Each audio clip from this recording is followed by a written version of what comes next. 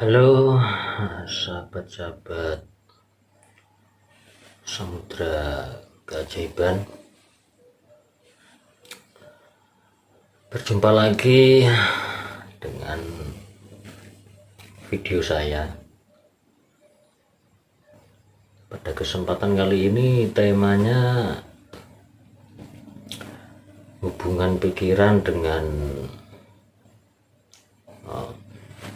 suatu makanan, ya, hubungan pikiran dengan makanan. Jadi gini, ada seseorang pengusaha kuliner.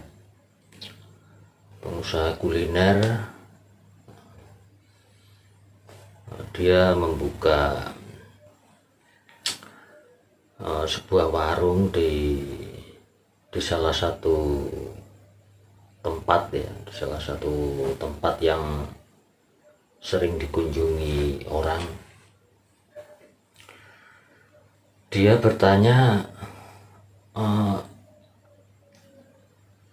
apakah ada hubungan antara pikiran dengan menu makanan yang dibuat gitu.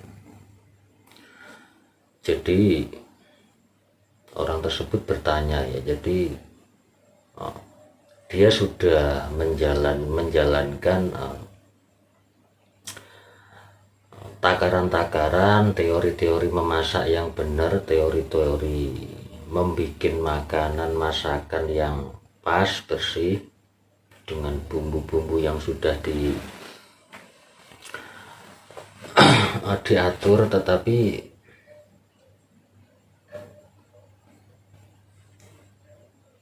masakannya itu kurang enak lah, ya, gampangnya gitu. Dia bertanya, lalu kenapa ada orang, ya, dengan masakan bahan yang sama, takaran bumbunya sama, ya, tetapi kenapa bisa menu yang disajikan itu bisa enak gitu. Nah, akhirnya seseorang tersebut yang membuka menu makanan masakan di sebuah warung, dia bertanya apakah ada hubungannya dengan pikiran dan perasaan. Jadi gini, ada istilah pekerjaan bisa ditiru, ya. Pekerjaan bisa ditiru, cara bisa ditiru, teorinya bisa ditiru, tetapi hasilnya berbeda. Ya, mungkin dengan bahan masakan yang sama, dengan bumbu-bumbu yang sama, takarannya sama, cara memasaknya juga sama, tetapi ada step yang harus kita pahami gitu. Jadi orang yang saya mengamati banyak orang selama ini, ya,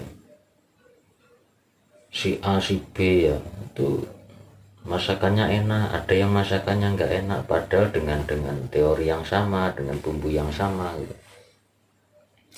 Yang saya amati selama ini, orang ketika memasak, mulai menyiapkan bahan, mulai membersihkan bahan-bahannya, lalu meramu bumbu-bumbu itu. Perbedaan yang saya amati selama ini di pola pikiran dan perasaan. Orang yang saya amati ketika dia memasak itu sambil mengeluh atau sambil ngomongin hal-hal yang negatif, atau sambil ngomongin orang lain, yang ngomongin buruknya orang lain, atau membuat-buat buruk orang lain. Terus tingkat perasaan ikhlasnya itu yang saya amati rata-rata ketika pikiran dan perasaannya tidak baik, tidak gembira, tidak benar-benar ikhlas sampai senyum ya, itu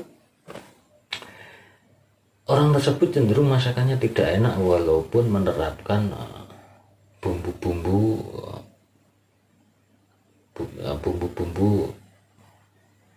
yang sama dengan orang lain bikin gitu. Jadi jawabannya iya ya, jawabannya iya. Anda kalau nggak percaya boleh sih dicoba. Anda masak dengan pikiran dan perasaan yang penuh gembira, dengan pikiran perasaan yang bahagia gitu. Sama Anda memasak sambil pola pikiran Anda rancu, pola pikiran Anda kacau, Anda bisa membedakan. Mungkin secara gurihnya sama, juga tidak terlalu asin, juga tidak terlalu pedas ya, mungkin sama antara dimasak dengan pikiran murung atau pikiran gembira sama, tetapi ketika disajikan ya, seseorang atau mungkin bahkan Anda sendiri atau orang yang Anda beri masakan Anda itu akan merasakan ada sesuatu yang kurang gitu. Di menu itu ada sesuatu yang kurang, seperti ada sesuatu yang kurang, tetapi tidak tahu kurangnya itu apa gitu.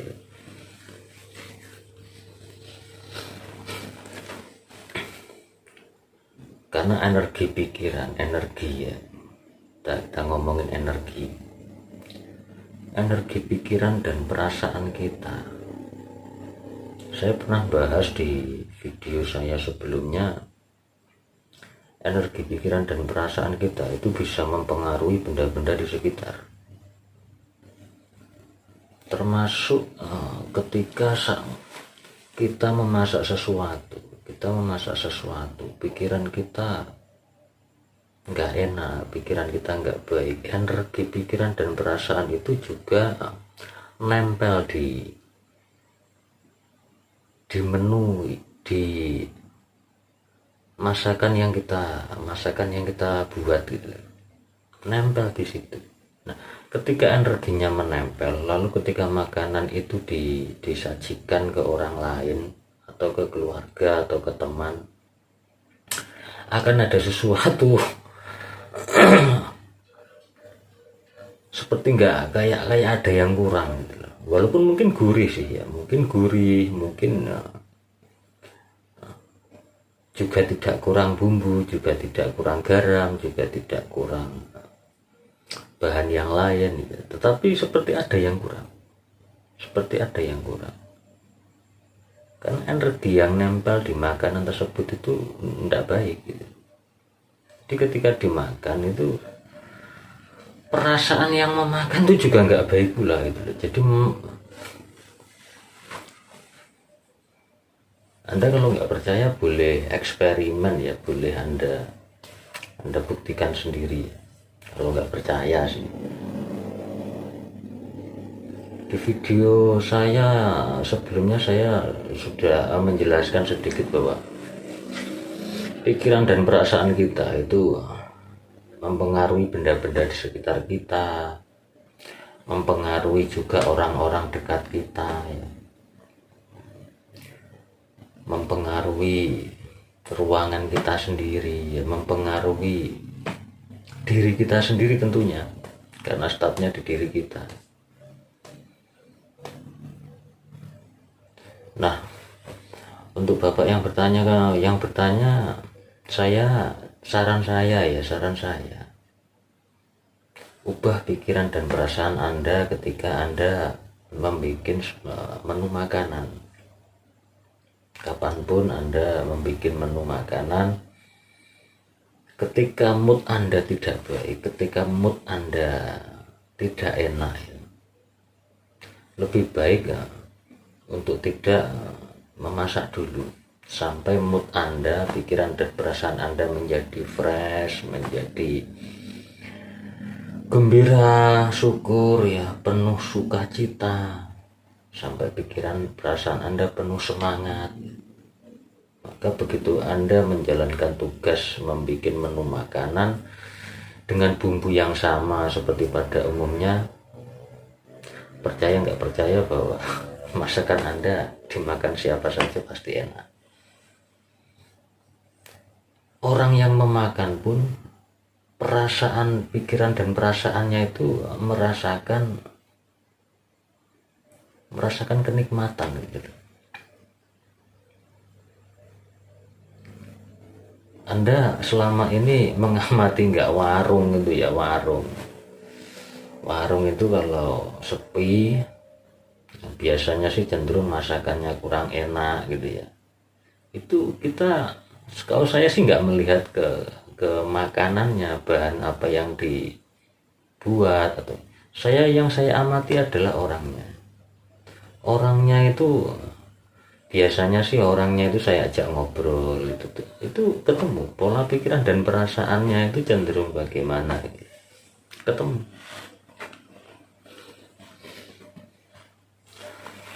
Saya beberapa kali sih, sering sih dulu, bahkan mungkin sekarang kadang-kadang ya, saya kalau makan di suatu warung gitu ya, saya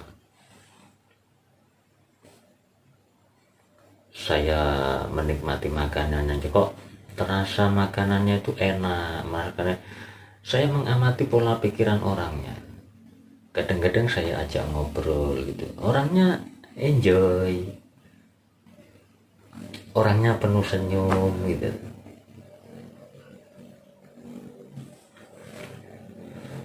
Ini bukan cuma untuk seseorang yang tanya ke saya saja ya, ini juga untuk kita semua. Kalau kita bikin menu makanan sambil pola pikiran dan perasaan tidak baik, tidak enak, maka ya hasilnya pun juga tidak enak.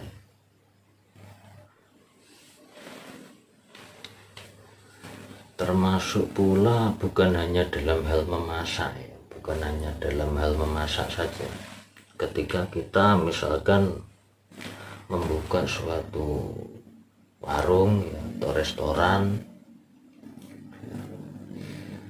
di saat kita menyajikan ke seseorang,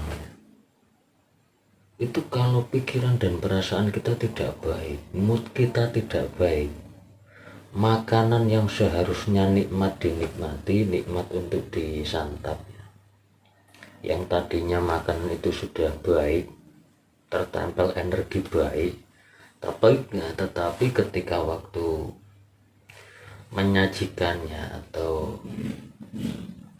atau melayankannya ke orang lain, ketika mood kita tidak baik, tidak enak ya, berpengaruh.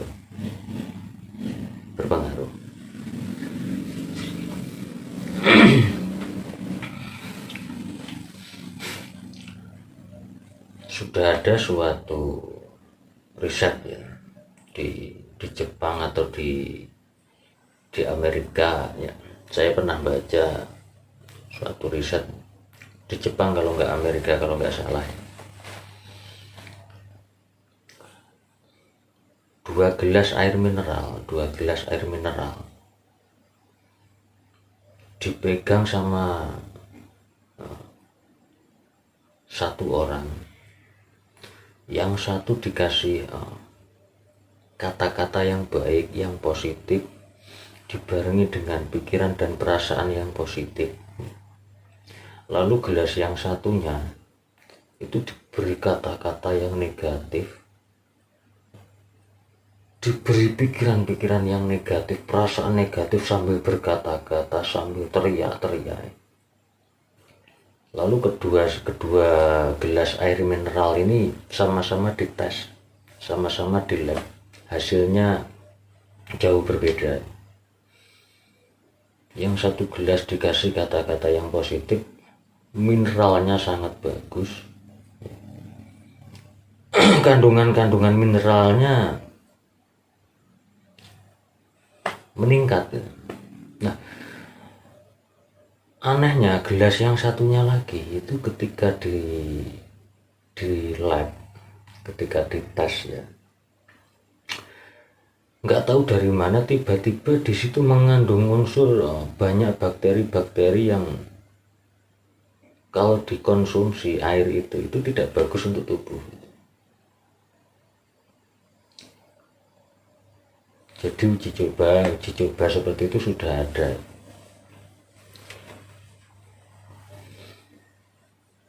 Bukan hanya air mineral saja sih, bukan hanya ini, semuanya ya. Termasuk makanya kalau di ajaran agama ya, kita sebelum makan, sebelum minum itu disuruh membaca bacaan-bacaan tertentu, bacaan-bacaan yang positif ya, bisa menyebut nama Tuhan yang positif, Tuhan yang baik, terima kasih ya.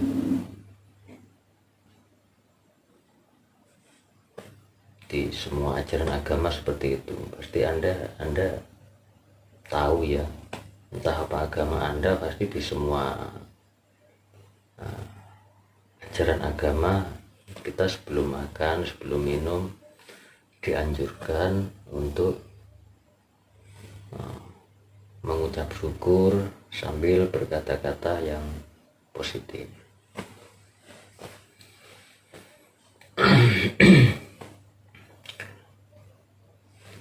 Jadi resep masakan ya, resep masakan bisa kita tiru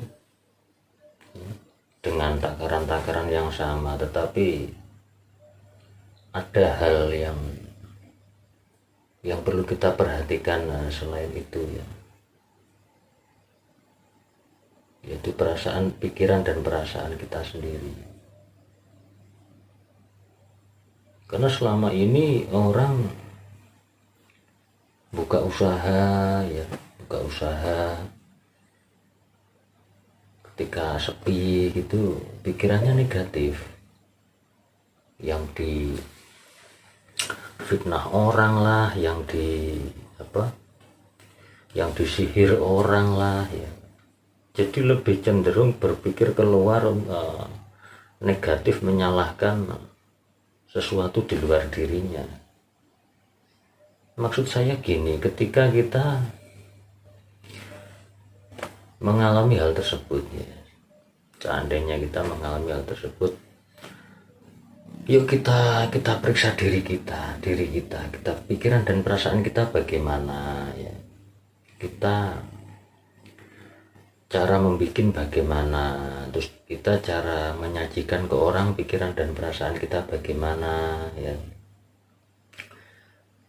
Jadi kita kembali ke diri kita masing-masing ya. Karena selama ini kan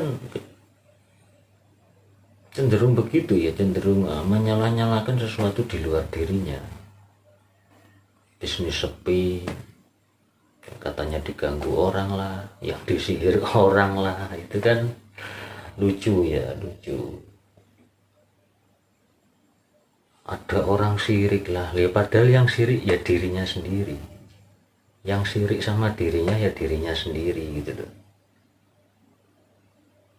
Lalu apakah kejadian-kejadian diganggu orang, disihir orang itu tidak ada? Maksud saya bukan begitu gitu loh. Maksud saya yuk kita untuk lebih mengontrol apa yang kurang di diri kita gitu loh. Jangan dikit-dikit nyalahkan orang, dikit-dikit berprasangka buruk sama orang ya, dikit-dikit diganggu orang, disihir orang, atau macam-macam pokoknya ya. Selama ini kejadiannya begitu.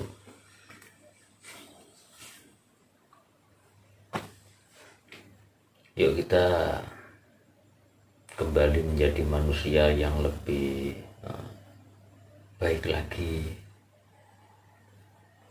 Tidak penting kita sudah sebaik mana, tidak penting kita sudah sampai di mana tingkat kebaikan kita, tidak penting. Yang penting adalah yuk kita selalu mencoba membiasakan menjadi pribadi yang lebih baik, berprasangka yang lebih baik, berpikiran-pikiran yang lebih baik, dan terus menerus. Saya juga setiap hari melatih diri, karena hidup ini kita tahu caranya menjadi untuk lebih baik, tetapi kan kalau kita tidak melatih diri kan kita hanya tahu caranya saja. Kita tahu caranya, kita tahu ilmunya, tetapi tidak menjadi nilai kebiasaan di diri kita. Tidak menjadi nilai-nilai kebiasaan di diri kita sehari-hari, karena kita nggak melatih. Kita melatih sebisanya ya, sedikit